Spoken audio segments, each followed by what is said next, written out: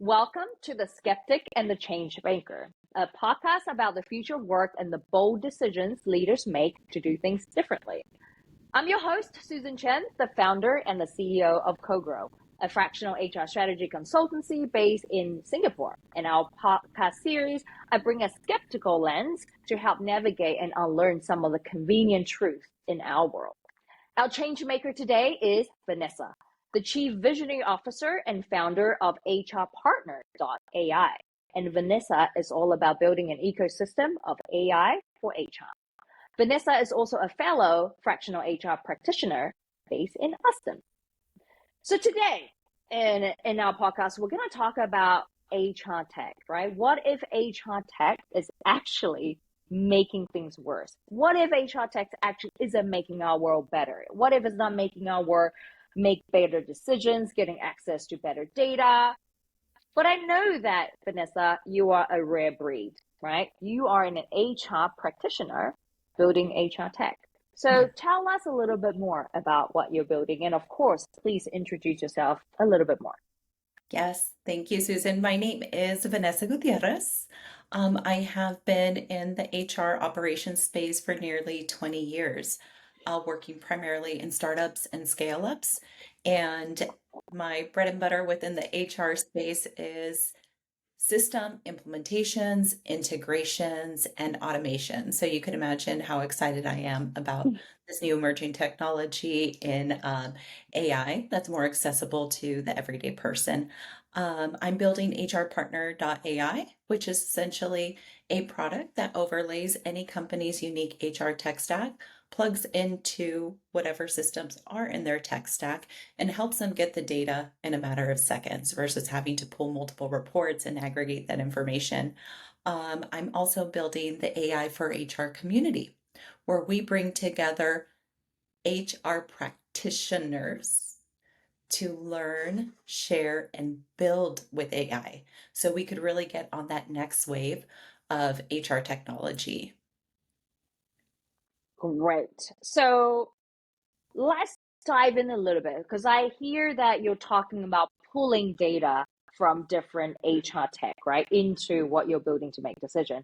But there are like thousands of different HR tech. So how do you build a segue to pull those data, and how are those pulling going to help us make better decisions? That's a really great decision. And the thing when it comes to building, you're solving for problems, right? And that has been my problem with handling data in any company. I'm the go-to person for your integrations, for your automations.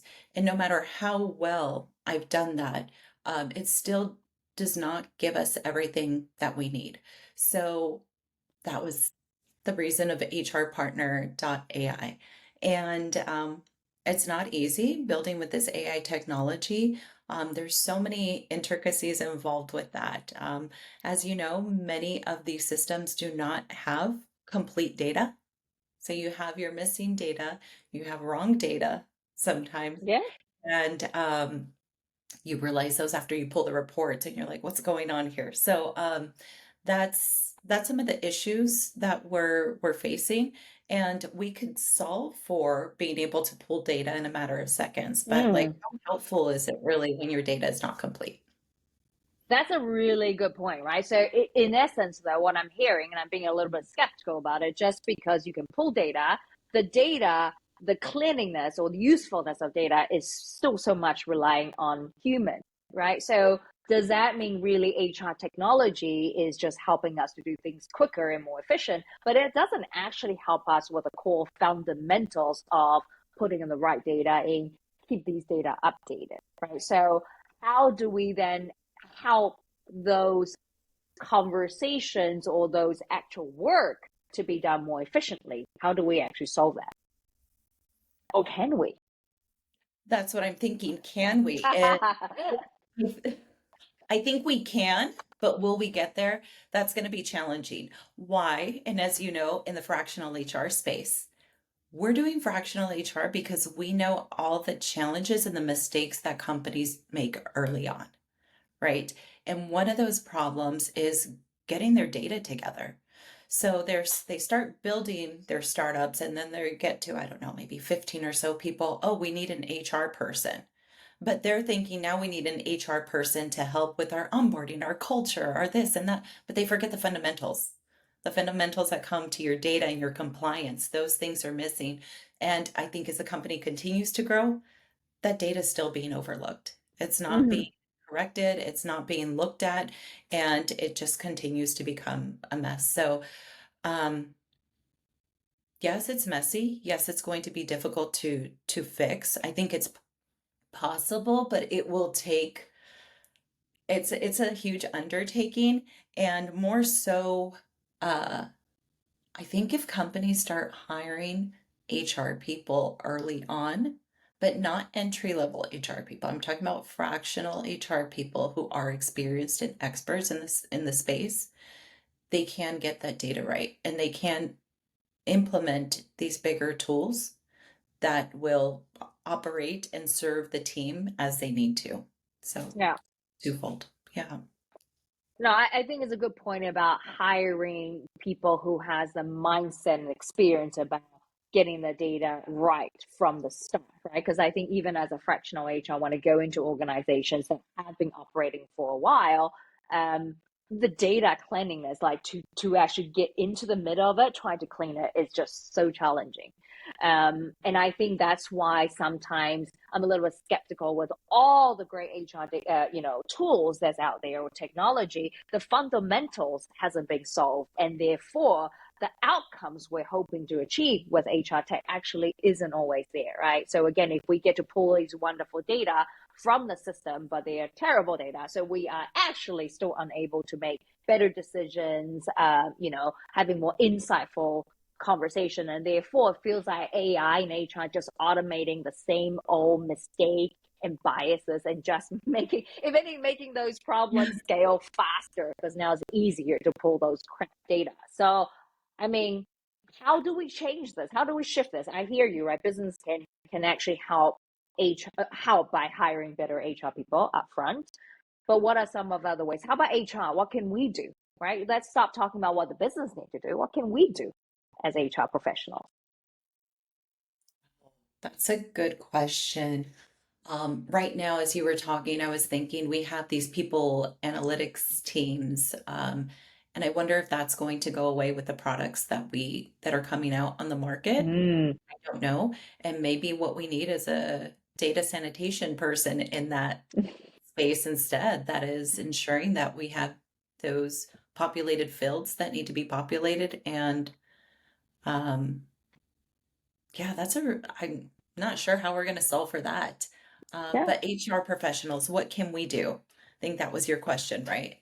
yeah, Um, I think being aware early on, most of us come in and we want to create um okay, this is probably not going to sound good.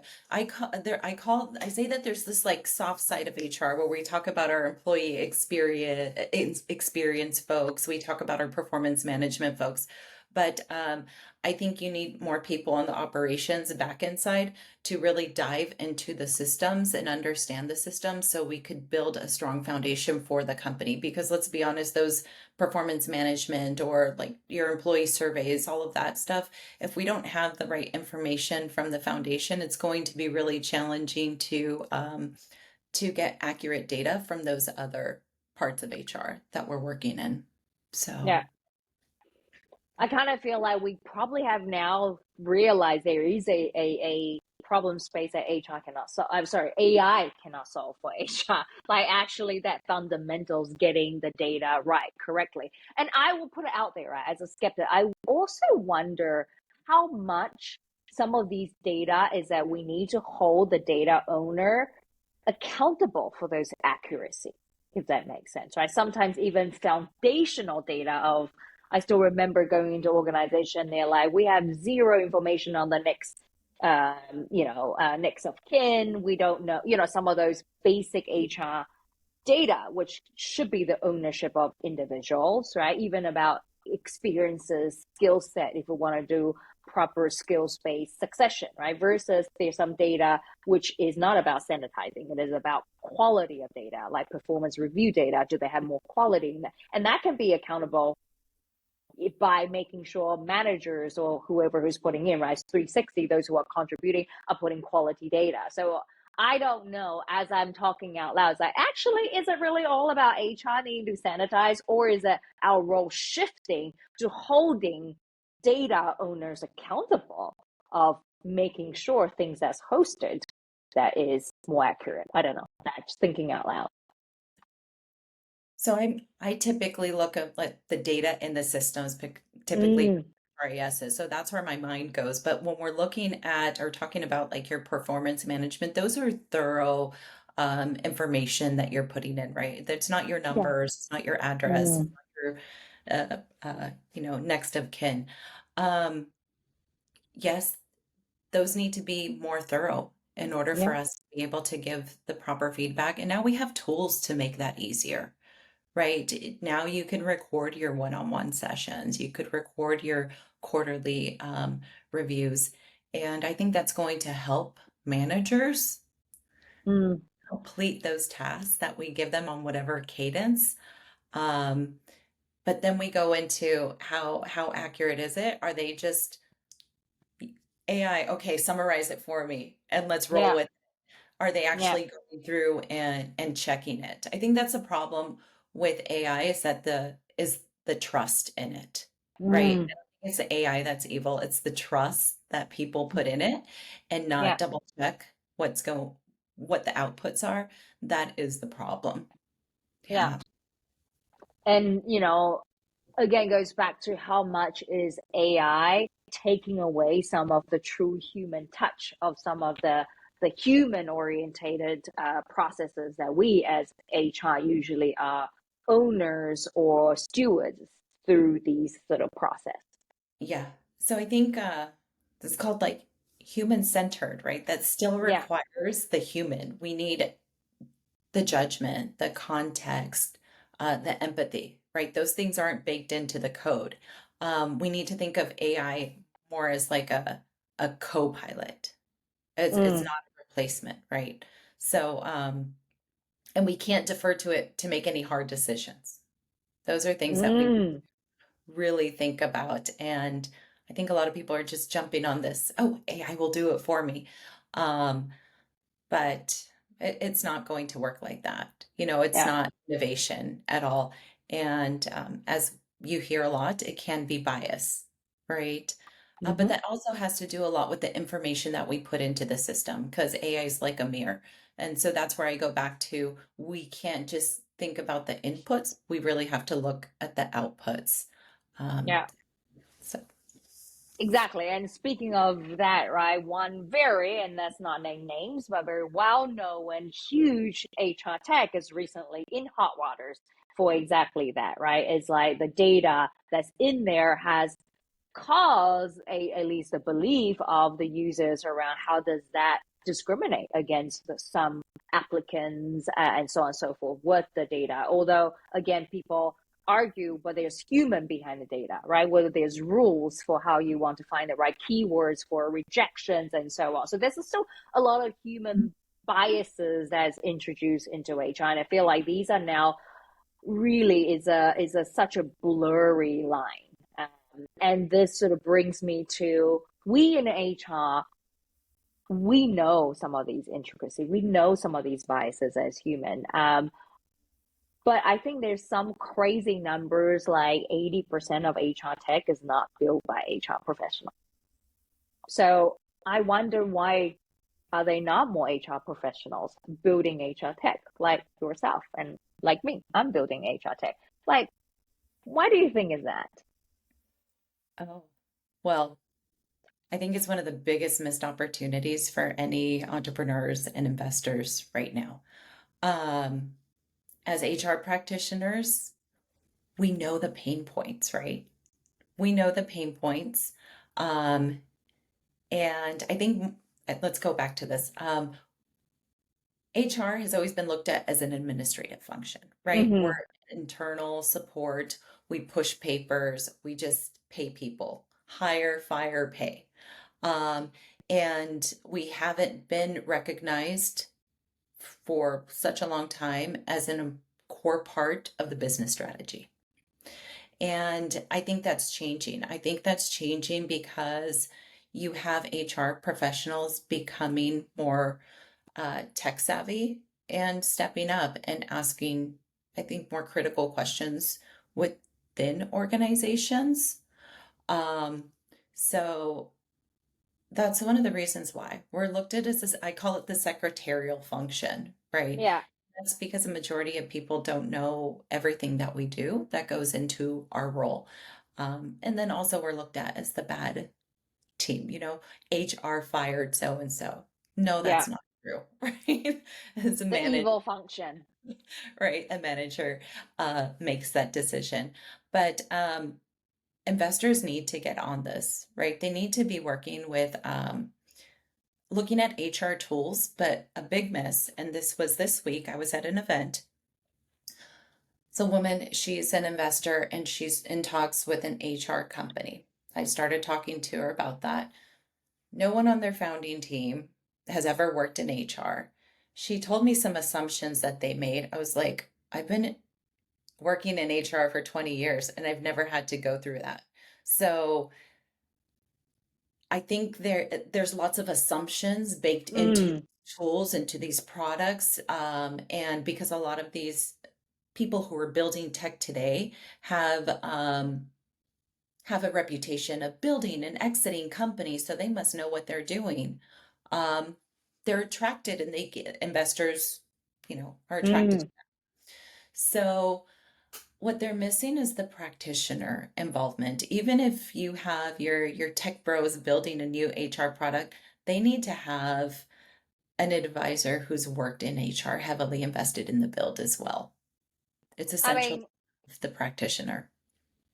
I would say, I mean, I hear you around the HR advisor, right? And I've always been a little bit again skeptical. The role advisor, you sit there, you're the token advisory, but it's still not the same as being the builder day to day to live that solution, right? So my question to you, Vanessa, is that are we not trusted to build the tools that we're using, or are we as a HR profession not ready for those innovation? What is it? Is it from a within? Is it from an outside in? Because it continues to fascinate me as a phenomenon that there just isn't enough of us out there building for the tools that we are using.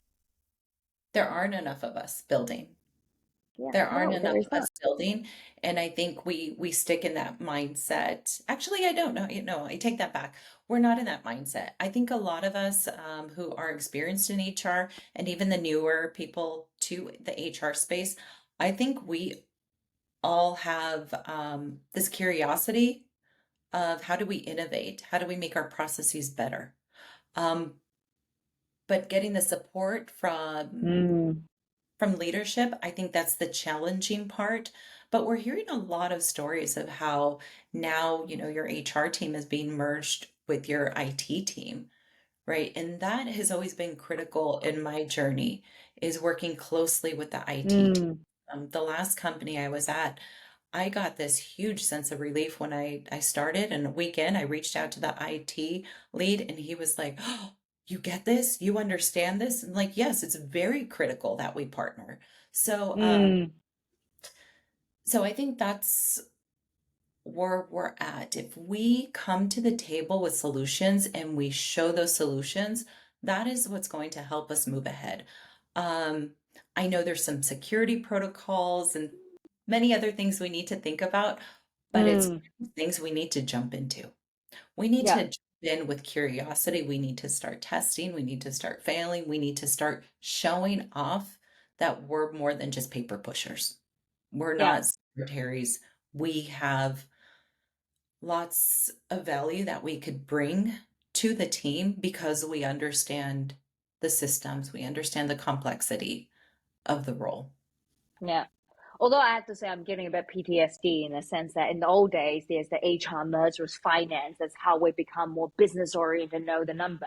Now we're being merged with the IT. There's always this overshadowing of of what those collaboration looks like. And I love the idea, and I absolutely think that we should continue to collaborate with a key function. But it's like, why can't we just be HR function that has those deep innovation and the ability to be trusted for those innovation, right? Really own some of those. But that's me Well, asking because question. yeah, well, Yeah, because we're not looked at as technical, yeah. as a technical team, right? But we are. I mean, look at how many systems our organizations own. But that's the thing. The ownership with it doesn't really always fall with HR. No, because the IT teams, or if you're really small, your founder, your technical founder Mm, is heavily involved in the process. And they ultimately feel I need to make the decision because I'm the technical person, yeah. right? So they kind of dismiss our ability to make those decisions. One company I was at, it was a larger organization, and the founder wanted to go with a product for a smaller business, a product that I would implement at, 15, maybe 50 employees. Mm, But we're about 600 employees, and it didn't work for us. 600 employees in 15 different countries. That product doesn't work for us. And he was so adamant. So what I had to do, because I knew what was going to happen, is if he got his way, I would be locked into day-to-day struggles. yeah. So I actually found CTOs in other companies who had actually merged off of that small product that he was adamant about implementing, and talk about why they transitioned to a Mm. more enterprise level product. So, and let's be real, those enterprise products, they still don't do it all for us. They're Of well. course not. So, Yes. um, so they feel they're the technical ones. They need to make the calls. Mm, mm. And that's the challenging part. But we And just it's need to, problematic, right? Even that story, the fact you need a CTO to convince the founder rather than trusting you as the HR lead to own that, right? So, I mean, we can go on. That's a whole other episode yeah. about relationship and the trust of HR.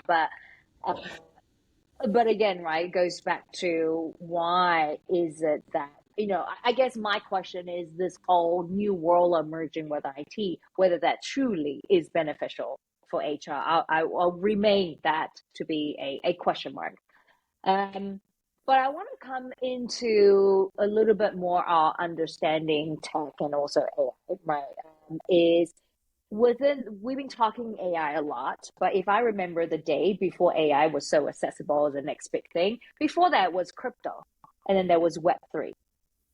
Are these world overlapping in their different way quietly, or are they different fads at the different time? Tell us more, because I'll be honest, it's not a world I know very well. And I don't know how much I need to know. So tell me about crypto and Web3. That's I'm so glad you're asking that question. I'm glad you're asking that question because I think this is something that HR professionals don't have on their radar at all. Um, when we think Web3, a lot of people always think crypto, but there's so many different facets to it. You have your NFTs, yes, you have your crypto, and then you have the technology, blockchain, that all of this rides on. And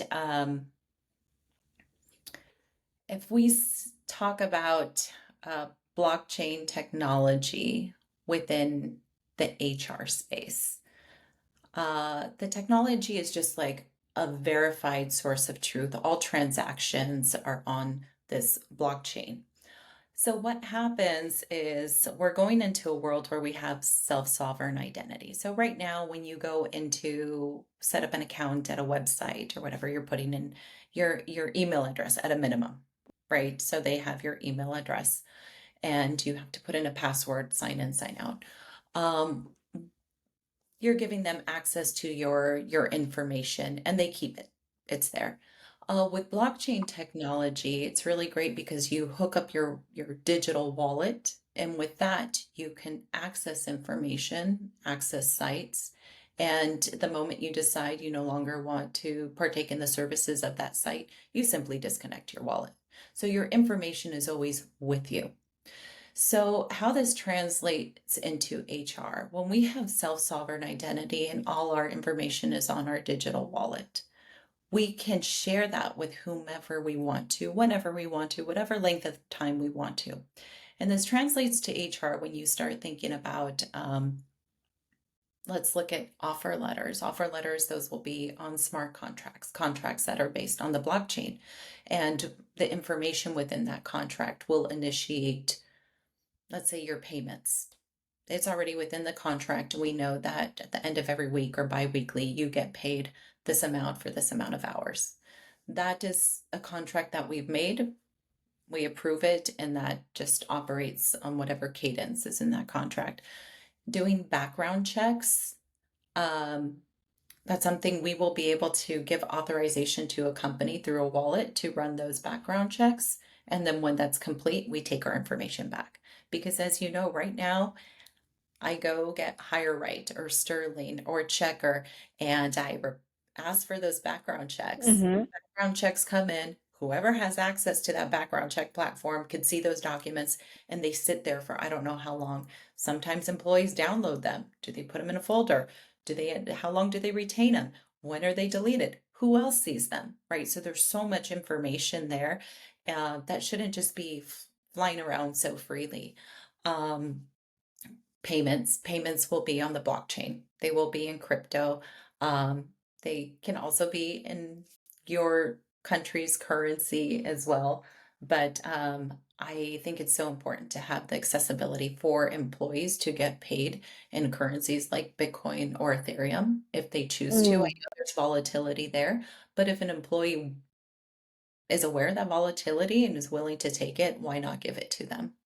Um, and NFTs is something that is actually happening already. The state of California just put millions of car registrations onto NFTs, right? Um, these are essentially certifications, digital certifications that you could carry in your digital wallet. I see Mm. that happening with also your deed to your home as well. All those things will be digital, no more paper filing at a government office. So it's changing the landscape for the world. And primarily in HR, we need to start thinking about how that's going to affect how we use the technology for onboarding and offboarding employees. Yeah. So what I'm hearing is there is something about more choices, right? Align with the type of currency, the type of way they want to manage their finance, let's put it that way. A huge piece around security, the type of information and so on. And to a certain extent, I guess the efficiency, right? Because they're all connected together.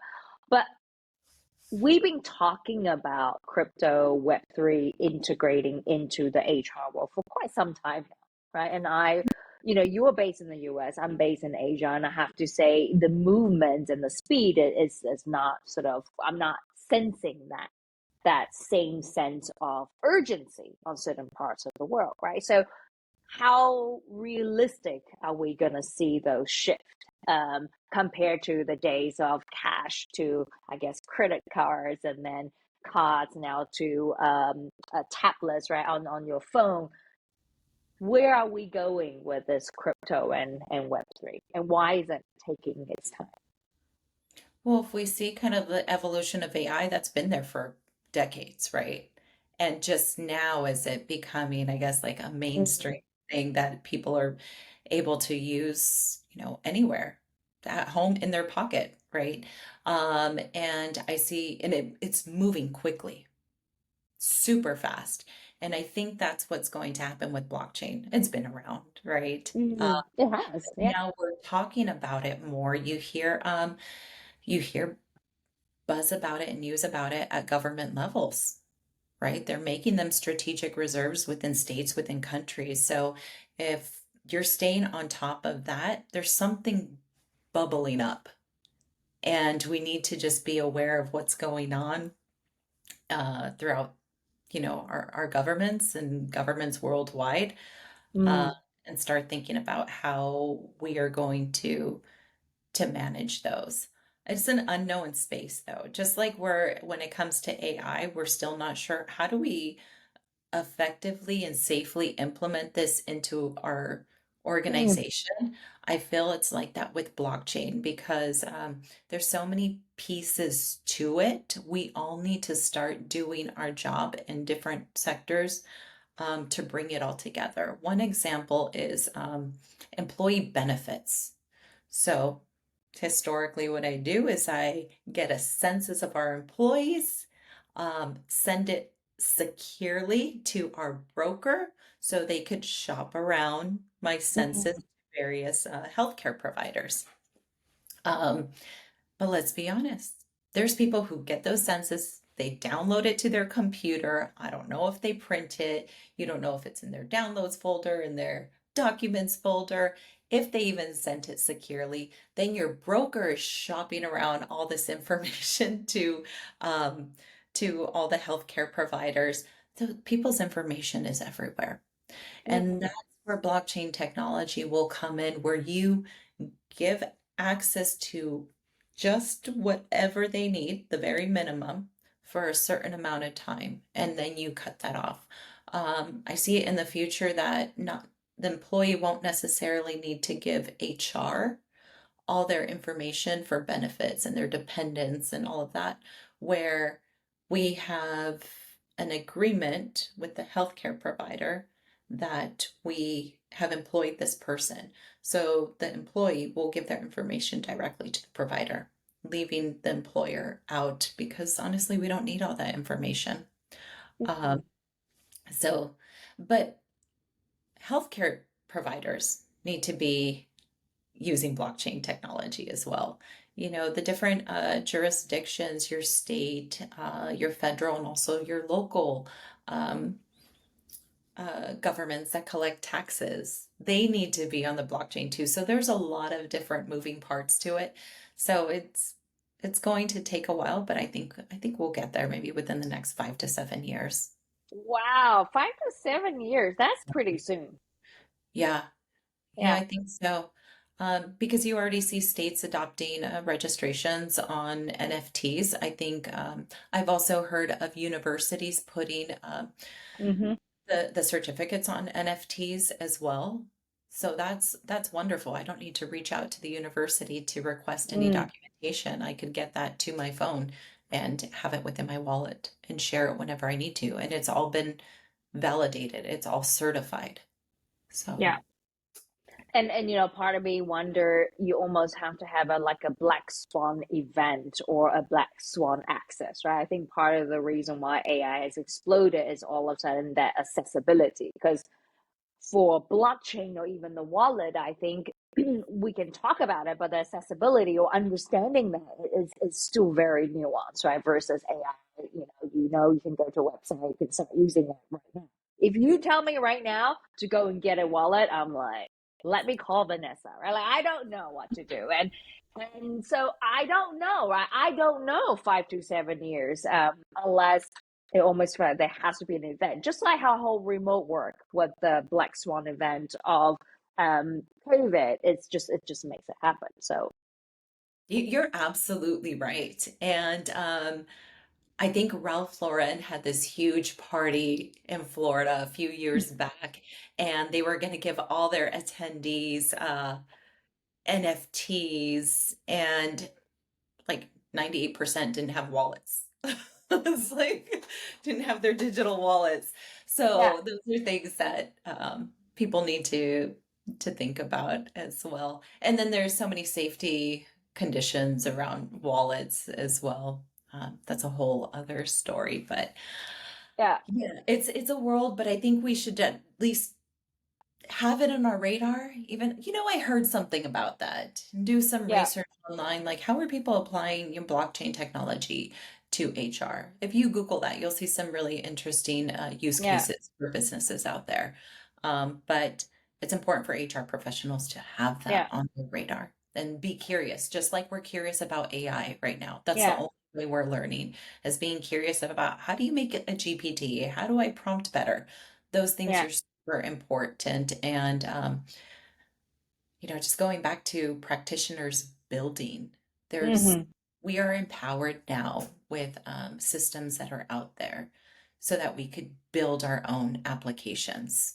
Um, but I do, as a disclosure, there's only so far you could get with these applications. They're really helpful building the front end, but you will need technical help to complete your product and take it to production. And I think that's the big miss that people are making is like, oh yeah, I could vibe code whatever you want. And yeah, you could get the front end Yeah, going and you can make your adjustments, but there's so much more going on the background that you need to plug in order to yeah, make work. But we're empowered. absolutely. We are empowered, and it's like Mm, something that we could take to our IT team and say, hey, this is really going to help us. This is how it would work. And that's where we start looking as more like a technical leader within the organization, not yeah. just like support function. So let's double down a little bit on your bold prediction of 5 to 7 years of blockchain, right? Because a lot of it is about these data sovereignty and security. And we juxtaposed at the beginning of this podcast around pulling data, make it really easy to access. And I envision, and call me wrong, where right now, a lot of this building, we can API, this kind of stuff, extracting this from here. But if blockchain is so much about security, your own ownership, doesn't that mean some of the stuff that we're building to pulling data into this one space may no longer be valid if blockchain is the next 5 to 7 years that individual sovereignty? How do you see what we're building now ready for the future? Ooh, I hadn't thought about that. And that is so true. I mean, if we have our self-sovereign identity here and we are sharing with our employer what they need at that moment, how does that affect the systems that we are implementing into organizations? Right? How do we aggregate now this data if everything is so self-governed, right? Yeah. I mean, the moment someone leaves an organization, they take their data with them. Where's our historical data? Yeah. Where's our historical trend? And this is where I think a part of me, so one of these is going to give, right? Is either we need to build differently now, or we're gonna, are we actually building in a world to say no, we're not building for a system that looks after the change, or our relationship with data and the decisions we make look different. But I think that's a reality. Are we even building for that future? I was thinking about this week. It's no, we're changing tremendously the way from day to day. You know that with Mm. the technology, and all of us have this FOMO that we're missing out. I thought it was just, but everyone I talk to, they're like, yeah, I'm not moving fast enough. I didn't hear about that before. I haven't tried that yet.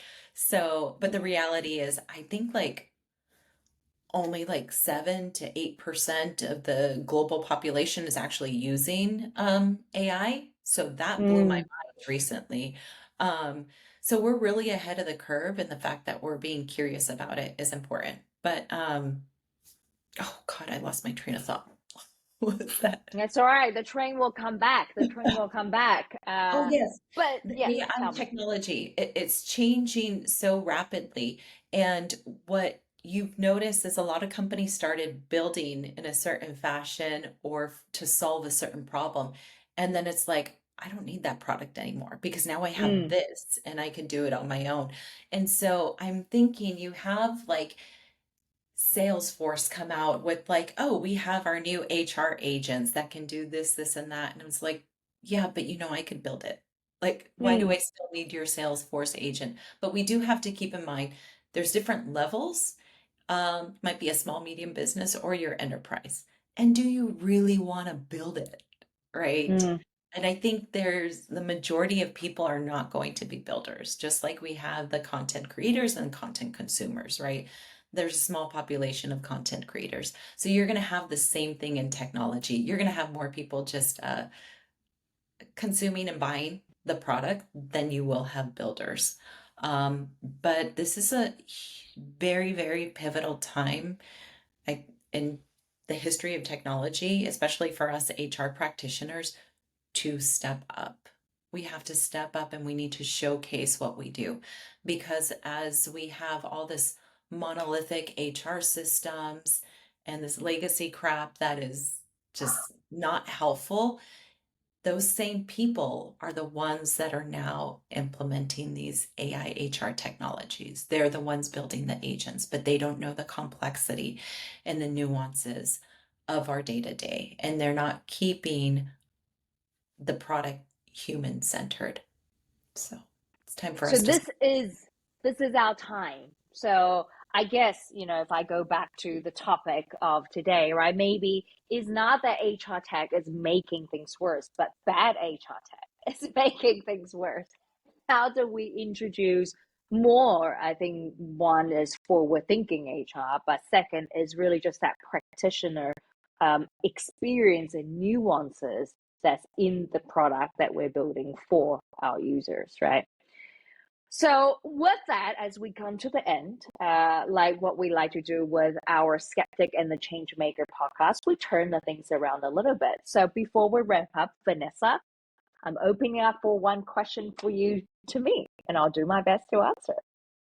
I want to ask about blockchain. I want to ask about fractional. You can ask anything that you were like, within. I don't know much about blockchain, so. Yeah, just so one of the questions I think that's always coming up, just in general, I wouldn't say it's a question for Susan. It's how I constantly think of like how are we going to effectively take the lead in organizations, stepping out of the supportive role. We talk about it, I talk about it, but really what are we doing to step it up in organizations? I We find as an HR function. we as an HR function, Yeah. um, just like we hear a lot about AI and what it could do, but we're not seeing those examples. And that's one of the reasons I'm building out the AI for HR community so we could start building and showing examples of how AI works. But regardless, we could start building in AI, but really, how do we start implementing it within the organizations? How do we step up at that leadership role and Mm, bring that in? That's something that I'm still struggling with. yeah. Um, so that's one. It's a good question, right? Because I also realize as we continue this conversation is that I also see that most of the HR builder has decided to build because they have realized potentially we are unable to make the same influence within the organization, right? We can't build the way we want to when we're inside a larger organization or inside an organization, with established tech, with very particular thinking about relationship with IT and HR. I think you have to change the systematic change within an organization before you can do the innovation and all the things we want to do. So there's a little bit of partly I actually think my answer to that is how do we continue to anchor the movement of fractional HR actually? Because a lot of time fractional HR gets invited in as an outside in perspective, but you are given more access to the center of influence because you're being invited in and you have those expertise, you have those experiences. So we're able to sort of marry those worlds by showing the opportunities, the potential. And then I link that to how do we also as fractional HR come in some organization that also have existing team is for us to step up to help to mentor the next generation of HR, right? So it's not a hit and run, not as a fractional HR. We come in, we do our thing and we go, but rather we think of it as we come in, making sure that we use our opportunity and influence to impact change in a larger scale, and then also mentor existing team if they have one. And I love your building community. I'm doing the same here, building the circle powered by co-grow, because I also believe we need to build out a community to actually share their mindset, skill set, experiences within the organization, and also through more fractional engagement, just for organization to experience it differently. We Yeah. have to show them how those possibility can look like, not just talk about it or not just read about it. So, looking at the way this emerging technology is changing the landscape for HR, um, would you say more companies are going to go towards fractional HR services? I'm really hoping, right? I'm really hoping because I am seeing more, definitely, even in Asia, right?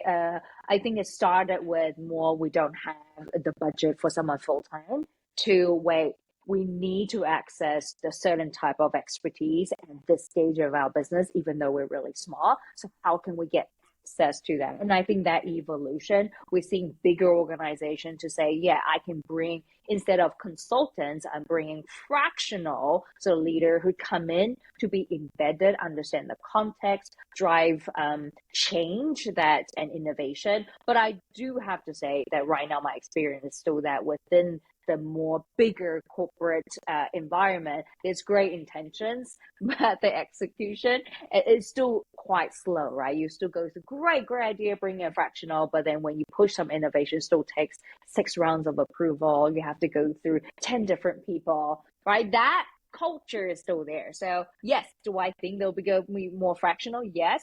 But to be effective, I think organizations still need to change the way they think about implementing change and innovation. Yeah, well, I hope that expedites and is just a lot faster with this emerging technology and with the expertise that fractionals are bringing on board. Yeah. Absolutely. With that, I think it's a great way to wrap up our conversation today. We talk about fractional, we talk about technology, and we realize a lot of things actually merge together with the next transformation of HR as a function, but also the transformation of technology. So, with that, thank you so much, Vanessa, for joining me today. Thank you, Susan.